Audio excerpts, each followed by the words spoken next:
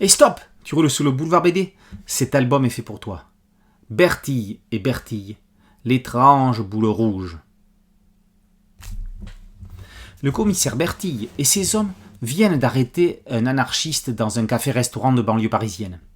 En ramenant l'individu en voiture sur une petite route, le véhicule voit sa route coupée par une grosse boule rouge venue de l'espace et qui se pose à grand fracas dans la campagne francilienne. Ils n'ont jamais vu un truc pareil. Ce qui est sûr, c'est que ce n'est pas un obus. Sur les lieux, le commissaire rencontre une jeune femme. Elle est aussi témoin de l'atterrissage de l'OVNI. Elle s'appelle Bertille de Chavronne-des-Argonts. C'est une petite bourgeoise qui aime bien fourrer son nez dans les affaires qui ne la regardent pas forcément.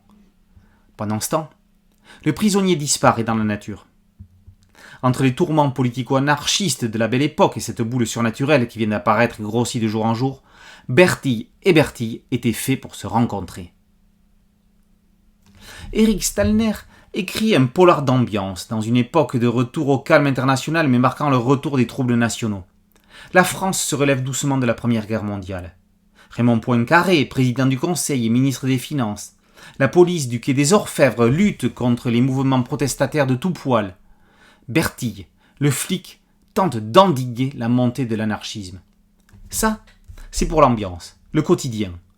Ce qui le préoccupe plus, c'est cette boule rouge qui risque d'écraser la terre entière si elle continue sa croissance. Ça, c'est pour la véritable intrigue de l'album. Stalner convoque tout un tas de références du cinéma français. Bertille, lui, est un Lino Ventura sympathique qui n'hésite pas à faire goûter son poing à qui le mérite. Bertille, elle, est l'Audrey Tautou du merveilleux destin d'Amélie Poulain, brune, carré-court et curieuse, sauf qu'elle, elle est noble. Il y a aussi Valardin, qui, même s'il ne lui ressemble pas, porte le même nom que l'inspecteur joué par Jean Poiret dans les films de Chabrol, chantre du cinéma policier d'ambiance.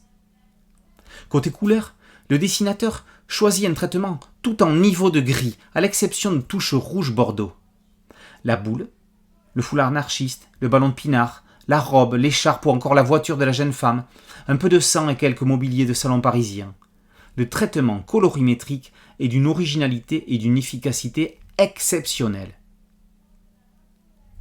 Cette boule énigmatique, dont on ne sait d'où elle vient, ne serait-elle pas une allégorie du Covid ? On tire ou on pointe ? En laissant ce qu'il faut de mystère pour que l'histoire se termine comme un one-shot impeccable, Stalner crée avec Bertille et Bertille un petit événement qui pourrait bien aussi se transformer en série à succès. Bertille et Bertille, l'étrange boule rouge, par Eric Stalner, est paru aux éditions Bambou dans la collection Grand Angle. Boulevard BD, c'est un podcast audio, une chaîne YouTube. Merci de liker, de partager et de vous abonner. A très bientôt sur Boulevard BD. Ciao.